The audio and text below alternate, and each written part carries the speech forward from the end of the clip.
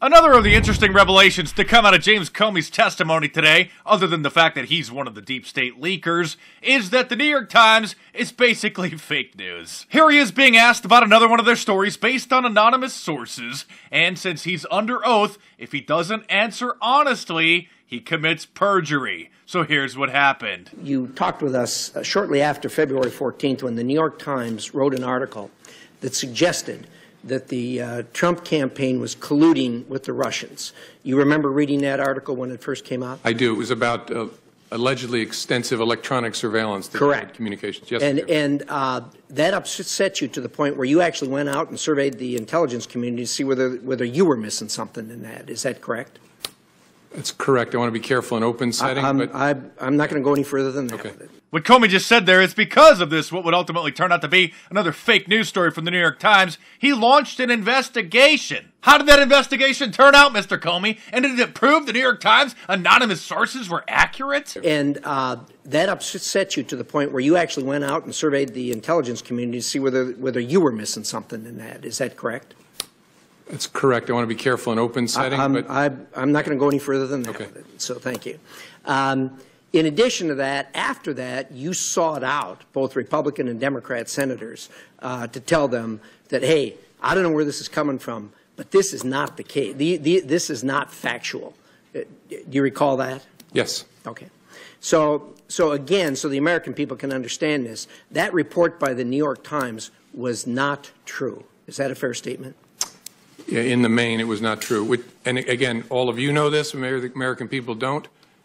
The challenge, and I'm not picking on reporters, about writing stories about classified information is the people talking about it often don't really know what's going on, and those of us who actually know what's going on are not talking about it. Well, thankfully we have media watchdogs and news analysts like myself to keep an eye on the fake news, just to make sure that they don't keep duping the American people. It looks like the fake news is even turning on one another. Here's Jake Tapeworm from CNN tweeting out, Comey agrees with Cotton reference to the New York Times story as almost entirely wrong. I responded to Tapeworm's tweets, one fake news outlet throwing another one under the bus. Haha, this is hilarious. And then this former New York Times investigative journalist responds to me, saying, says the guy best known for his conspiracy theories about secret societies, according to Wikipedia. Sure, bud. Yes, that's a former New York Times investigative journalist citing Wikipedia as a source. No wonder we call you fake news, you scum. Even middle school, probably grade school kids know that you don't cite Wikipedia as a source. And speaking of fake news surrounding James Comey's testimony, if you missed it, CNN tweeted out,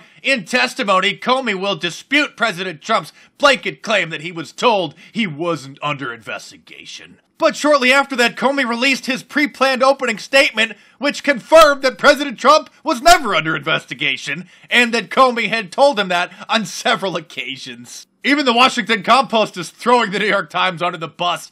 Comey denounces New York Times story. In his Thursday testimony before the Senate Intelligence Committee, former FBI Director James Comey said that a controversial New York Times story in February about alleged contacts between Trump intimates and Russian officials was bogus. The fake news media is getting so bizarre that these are real stories they put out after Comey's testimony. Trump doesn't tweet during Comey testimony.